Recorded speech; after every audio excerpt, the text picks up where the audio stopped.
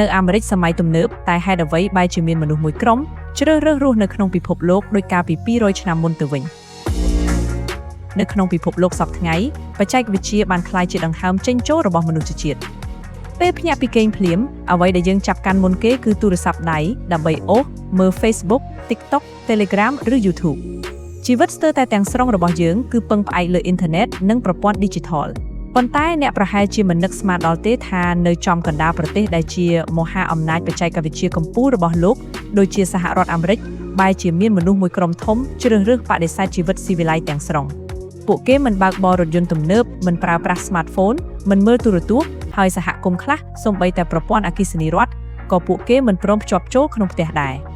ក្រុមមនុស្សដ៏អាតកំបាំងនោះត្រូវបានគេស្គាល់ថាក្រុម Amish ពេលឃើញពួកគេដំបូងអ្នកអាចនឹងភ័ន្តច្រឡំថាខ្លួនកំពុងទស្សនាខ្សែភាពយន្តប្រវត្តិសាស្ត្រឬបានធ្វើដំណើរឆ្លងភពថយក្រោយបរោះពាក់អាវធំនិងខោពណ៌ខ្មៅពាក់មួកចម្បាំងធំនិងទុកពុកចង្កាវែងសម្រាប់អ្នករៀបការរួចចំណែកស្ត្រីស្លៀកសម្លៀកបំពាក់រ៉ូបវែងជិតជើងបិទបាំងជិតនិងពាក់មួកក្រណាត់ពណ៌សពួកគេធ្វើដំណើរដោយរទេះសេះបែបបុរាណនៅលើដងផ្លូវកៅស៊ូខណៈដែលសងខាងផ្លូវពោពេញដោយរថយន្តទំនើបរាប់ពាន់គ្រឿងកំពុងបើកបរវ៉ាដាច់វាហាក់ដូចជាពិភពលោកពីរស្របគ្នាដែលកំពុងរស់នៅលើដីតែមួយប៉ុន្តែចំណុចដែលគួរឲ្យចាប់អារម្មណ៍បំផុតនោះគឺពួកគេមិនមែនជាមនុស្សដាច់ស្រយាលក្រីក្រឬគ្មានចំណេះដឹងនោះទេតែពួកគេជ្រើសរើសដោយស្ម័គ្រចិត្តក្នុងការរស់នៅបែបនេះតែសំណួរដ៏ធំមួយគឺហេតុអ្វីនៅក្នុងសម័យកាលដែលពិភពលោកកំពុងជជែកគ្នាពី AI បញ្ញាសិប្បនិម្មិតមនុស្សយន្ត Robot និង Smartphone ហេតុអ្វីបានជាមានមនុស្សជាង 400,000 នាក់សុខចិត្តរស់នៅដូចមនុស្សក្នុងសតវត្សទី18ទៅវិញហើយអ្វីដែលគួរឲ្យភ្ញាក់ផ្អើលជាងនេះទៅទៀតនោះគឺមនុស្សសម័យថ្មីជាច្រើននៅលើបណ្ដាញសង្គមបែរជាកំពុងងាកមកសរសើររបៀបរស់នៅរបស់ពួក Amish ថាជាជីវិតដែលមានក្តីសុខនិងសន្តិភាពពិតប្រាកដជាងជីវិតដ៏វឹកវររបស់យើងទៅទៀតឬគល់នឹងប្រវត្តិដើមកំណើតរបស់ក្រុម Amish ក្រុម Amish មានដើមកំណើតពីតំបន់អឺរ៉ុបជាពិសេសគឺប្រទេសស្វីសនិងភាគខាងត្បូងប្រទេសអាល្លឺម៉ង់កាលពីអំឡុងចុងសតវត្សទី17ពលគឺឆ្នាំ1693ពួកគេជាក្រុមគ្រីស្ទបរិស័ទចំណែកតូចមួយ Anabaptist ដែលមានជំនឿយ៉ាងមុតមាំថាមនុស្សគួរតែរស់នៅដោយភាពសាមញ្ញបំផុតស្មោះត្រង់និងផ្ដល់តម្លៃខ្ពស់បំផុតដល់ចំណងគ្រួសារពួកគេបដិសេធការប្រកួតប្រជែងដណ្ដើមលាភសក្ការៈក្នុងសង្គមមិនចូលចិត្តអំណាចឬភាពល្បីល្បាញហើយជឿថាជីវិតដែលសាមញ្ញនិងឯកោពីពិភពខាងក្រៅគឺជាជីវិតដែលនៅជិតព្រះជាម្ចាស់បំផុតដោយសារតែជំនឿខុសប្លែកពីគេនេះកាលនោះពួកគេត្រូវបានរដ្ឋាភិបាលនិងសាសនាចាក់ធំនៅអឺរ៉ុបធ្វើបាបនិងធ្វើទុកបុកម្នេញយ៉ាងខ្លាំងហេតុនេះហើយទើបនៅដើមសតវត្សទី18ពួកគេបានសម្រេចចិត្តធ្វើចំណាក់ស្រុកទ្រង់ទ្រាយធំមកកាន់ទឹកដីអាមេរិកព្រោះទីនោះមានដីធ្លីធំល្វឹងល្វើយនិងមានសេរីភាពពេញលេញក្នុងការគោរពសាសនា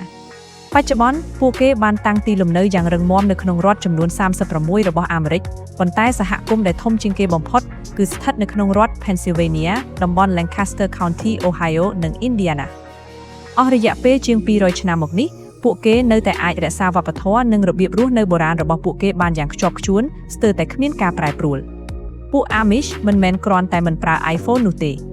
ជីវិតរបស់ពួកគេត្រូវបានគ្រប់គ្រងដោយច្បាប់វិន័យសហគមន៍មួយដែលមិនមានការចងក្រងជាលាយលក្ខណ៍អក្សរហៅថា Ordnung ច្បាប់នេះជាអ្នកកំណត់រាល់សកម្មភាពប្រចាំថ្ងៃចាប់តាំងពីពណ៌សម្លៀកបំពាក់ប្រវែងពុកចង្ការរហូតដល់ប្រភេទបច្ចេកវិទ្យាណាដែលសហគមន៍អនុញ្ញាតឲ្យប្រើឬហាមឃាត់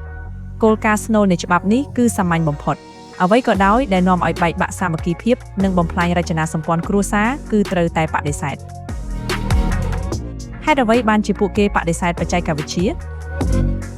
មនុស្សភាគច្រើនតែងយល់ច្រឡំថាពួក Amish ស្អប់ខ្ពើមបច្ចេកវិទ្យាឬគិតថាវាជាវត្ថុបិសាចប៉ុន្តែតាមពិតទៅពួកគេមិនបានស្អប់បច្ចេកវិទ្យានោះទេ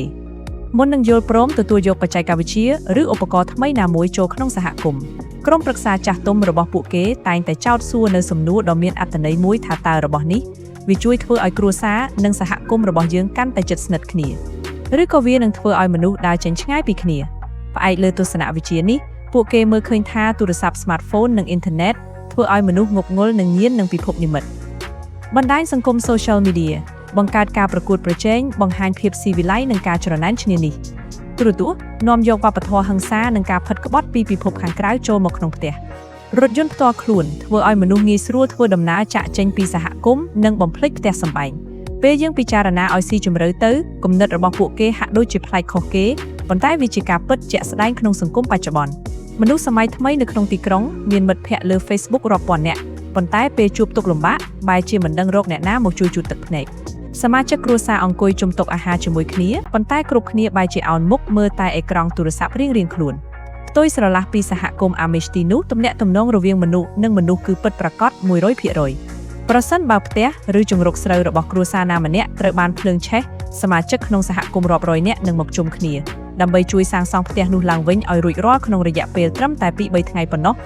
ដោយមិនយកកម្រៃសូម្បីមួយសេនប្រសិនបើមានអ្នកឈឺធ្ងន់សហគមន៍ទាំងមូលនឹងរៃអង្គាសប្រាក់ជួយថ្លៃព្យាបាលពួកគេរស់នៅដូចជាគ្រួសារតែមួយដ៏ធំជីវិតប្រចាំថ្ងៃភាពសាមញ្ញដែលបង្កប់ដោយភាពជោគជ័យជីវិតរបស់ពួក Amish គឺសាមញ្ញខ្លាំងណាស់ប៉ុន្តែវាអាចជាការលំបាកខ្លាំងសម្រាប់មនុស្សសម័យថ្មីថ្ងៃនីមួយៗរបស់ពួកគេចាប់ផ្ដើមតាំងពីព្រលឹមស្រាងៗប្រហែលម៉ោង 4 ឬ 5 ព្រឹកមុខរបរចម្បងរបស់ពួកគេគឺការធ្វើកសិកម្មបែបធម្មជាតិចិញ្ចឹមសត្វនិងការងារសិប្បកម្មដោយដៃក្មេងៗត្រូវបានបង្រៀនឲ្យជួយការងារផ្ទះនិងការងារចម្ការតាំងពីតូចនៅក្នុងផ្ទះរបស់ពួកគេគ្មានទូរទស្សន៍គ្មានម៉ាស៊ីនហ្គេមនិងគ្មាន Netflix ឡើយជីវិតរបស់ពួកគេមានតែការងារគ្រួសារនិងការថ្វាយបង្គំព្រះផ្ទះរបស់ពួក Amish ភាគច្រើនមិនភ្ជាប់ចរន្តអគ្គិសនីពីរដ្ឋឡើយនៅពេលយប់ពួកគេប្រើប្រាស់ចង្កៀងប្រេងកាតឬប្រព័ន្ធហ្គាស propane ដើម្បីបំភ្លឺទោះជាយ៉ាងណាក៏ដោយច្បាប់អត់នឹងរបស់ពួកគេមានភាពបត់បែនខ្លះៗឧទាហរណ៍ពួកគេអាចប្រើប្រាស់ម៉ាស៊ីនភ្លើងឬអាគុយសម្រាប់គ្រឿងយន្តកសិកម្មមួយចំនួនប៉ុន្តែដាច់ខាតមិនឲ្យមានការតភ្ជាប់ខ្សែភ្លើងចូលក្នុងផ្ទះឡើយដើម្បីកុំឲ្យវប្បធម៌សម័យថ្មីជ្រៀតចូលបានប្រព័ន្ធអប់រំរបស់ពួកគេក៏ខុសប្លែកពីគេដែរក្មេងៗ Amish រៀនត្រឹមថ្នាក់ទី 8 អាយុប្រហែល 14 ឆ្នាំនៅក្នុងសាលាសហគមន៍ដែលមានតែមួយបន្ទប់ប៉ុណ្ណោះបន្ទាប់ពីនោះពួកគេនឹងបញ្ចប់ការសិក្សាចំណេះដឹងទូទៅហើយងាកមកចាប់ផ្ដើមរៀនសូត្រជំនាញជីវិតពិតដូចជាជំនាញធ្វើស្រែចម្ការជាងឈើជាងដែកសម្រាប់បុរសនិងការដេរប៉ាក់ធ្វើម្ហូបអាហារនិងគ្រប់គ្រងផ្ទះសម្បែងសម្រាប់ស្ត្រី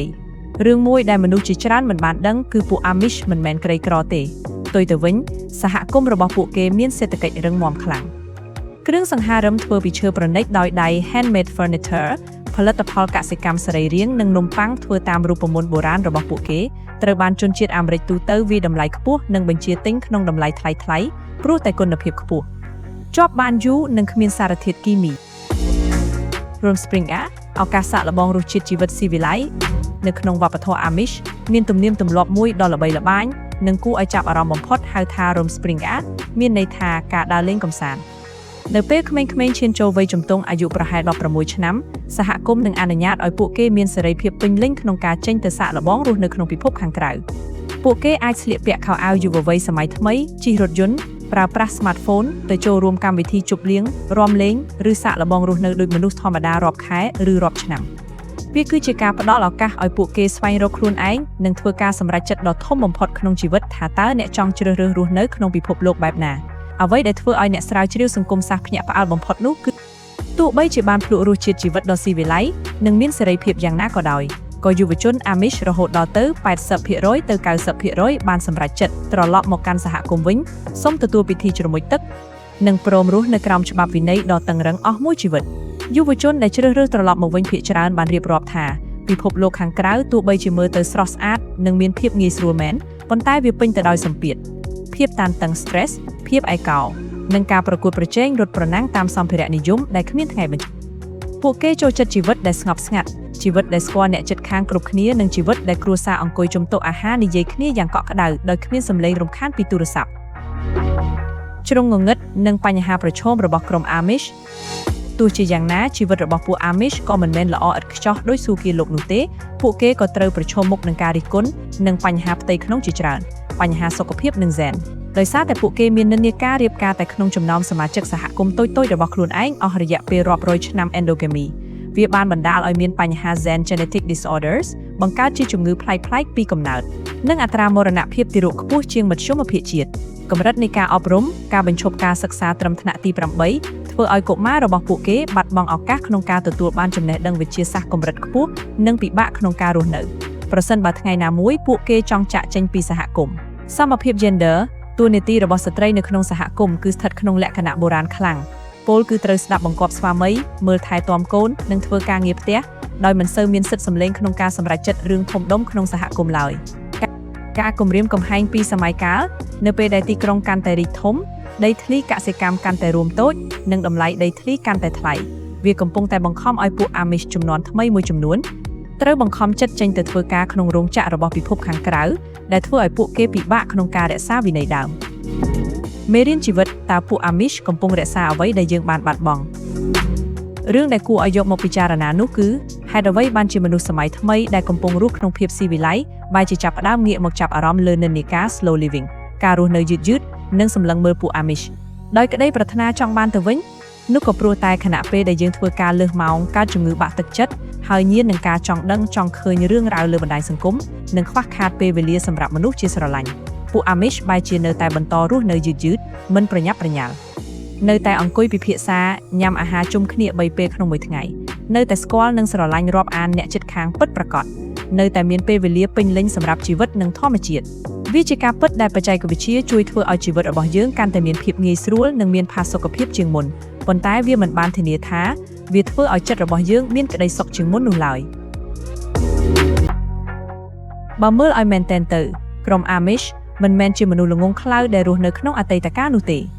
ពួកគេគ្រាន់តែជាក្រុមមនុស្សដែលតែងតែសួរខ្លួនឯងដោយភាពឆ្លាតវៃថាតើអ្វីទៅជាតម្លៃពិតប្រាកដនៃជីវិតនៅក្នុងពិភពលោកដែលមនុស្សគ្រប់គ្នាកំពុងតែរត់ប្រណាំងគ្នាយ៉ាងលឿនស្លេវជារៀងរាល់ថ្ងៃប្រហែលជាក្រុមមនុស្សដែលកំពុងដើរយឺតៗទាំងនេះទៅវិញទេដែលជាអ្នកយល់ច្បាស់ពីអត្ថន័យនៃជីវិតជាងគេសំណួរពិតប្រាកដមិនមែនសួរថារបៀបរស់នៅរបស់ពួក Amish ត្រូវឬខុសនោះទេប៉ុន្តែសំណួរដែលយើងម្នាក់ៗត្រូវសួរខ្លួនឯងវិញនោះគឺតើយើងកំពុងតែគ្រប់គ្រងបច្ចេកវិទ្យាឬមួយក៏បច្ចេកវិទ្យាកំពុងតែគ្រប់គ្រងជីវិតរបស់យើងទៅវិញ